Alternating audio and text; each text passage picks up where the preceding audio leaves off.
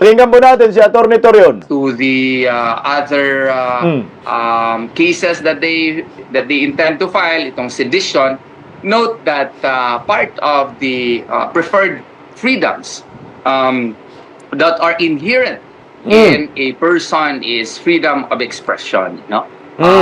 May kasabihan nga na I may hate what you say, but I will defend to the death your right to say it. So, maski sabihin natin na hindi mo gusto yung sinabi ng isang tao.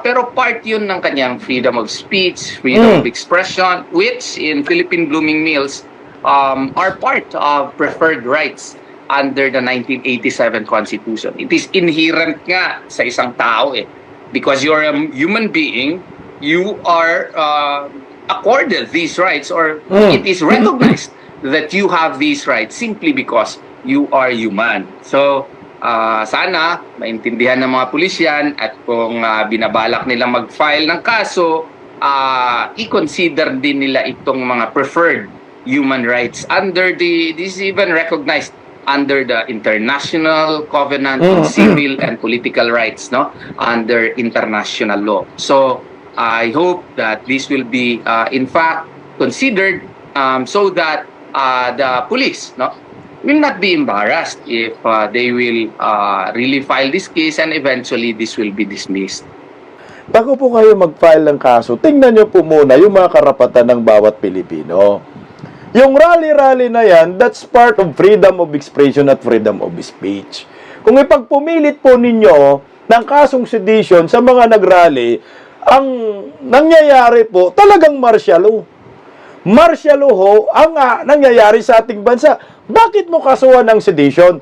Anong reason mo na kasuhan mo ng sedition? Kasi nga, ang sigaw doon sa Liwasang Bonifacio, BBM resign. People were pa. May tuturing sedition ba ang people were pa at BBM resign? Ako po'y nagtatanong, paano mo masasabing sedition yon? Bakit? Yung mga rallyista sa panahon ni Tatay Digong, nagrarally sa kalsada, Duterte, ibagsak! Duterte, ibagsak! Duterte, resign! Kung ano-anong pinagsasabi sa panahon ni Tatay Digong, nakasuhan ba ng sedition? Yan ang tanong ko sa inyo. Yung mga rallyista na makipagbardagulan sa mga kapulisan, gamit yung inyong kalasag, tulakan pa, kinasuhan ninyo ng sedition? Yan lang yung tanong namin. Kasi kung sedition man lang ang pinag-uusapan, mas malala pa ho siguro yung mga ginagawa ng aktivista komunista nung panahon ni Tatay Digong, na grabe ang panawagan. Ibagsak Duterte. Duterte resign. Merong kinasuhan si Tatay Digong ng sedition? Wala. Pero ito, nasa Liwasang Bonifacio, sumisigaw ng karapatan, maayos ang rally. Hindi nagkalat sa kalsada. Linis pa nga yung Liwasang Bonifacio. Ang sinisigaw, BBM resign, people were pa. Tatawagin nating sedition? Ang sagot, hindi. Nasa saligang batas yan, na pwede kang manawagan na mag-resign ang isang Pangulo ng Republika ng Pilipinas kung nasa puso mo ay dapat na siyang mag-resign. Normal yun. People were pa, nasa saligang batas yan. 1987 Constitution. Wala kang doon, sedition doon. Nasa demokrasyang bansa o tayo. Diba? Nagsusunog pa sila mukha ni Tatay Digong. May sedition? Nagsusunog pa sila ng watawat. May sedition? Wala. Doon sa Liwasang Bonifacio, pure. Freedom of expression, freedom of speech. BBM resign. Bakit masama? Siyempre, tayo yung taong bayan, tayo yung employer. Sila yung empleyado natin. Ngayon, pag ayaw na natin sa mga empleyado natin, sisigaw tayo ng resign. Mag-resign kayo. Sedition? Saan banda? Alam nyo, naisip ninyong sedition kasi nangangatog na kayo. Dahil takot kayo maulit muli ang history. Wala naman din naman mauulit ang istorya ng ating bansa kung kusa nga mag-resign. Ang tao kasi pag napupuno na, maniwala kayo sa hindi, puto sisigaw talaga yan ng BBM resign. Lalo na pag hindi na ho sila kontento sa inyong ginagawa sa ating bansa. Wala man kayong ginawa. Ano? Bawal na mag-rally?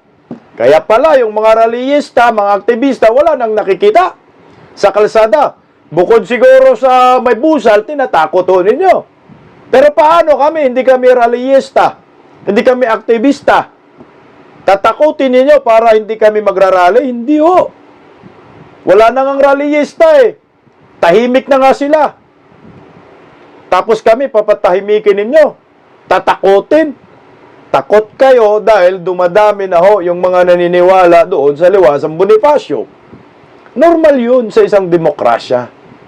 Alam mo, maganda pa nga ho, ito ganito. Kung ako ordinaryong tao, wala akong kinakampihan. Hindi ako BBM supporters, hindi ako anti-BBM, hindi ako pro-Duterte, hindi ako anti-Duterte. Mas gustuhin ko pa yan na mayroong mag-iingay, ang tawag doon, check and balance. Check and balance. Bumabalanse sa gobyernong ito. Dahil ang Marcos admin wala mang oposisyon. Nakakita ba kayo ng rallyista sa kalsada ngayon? Wala! Nakakita ba kayo ng mga aktivistang sumisigaw, BBM resign? Wala! Sinong sumisigaw? Tayo! Mga Duterte diehard supporters.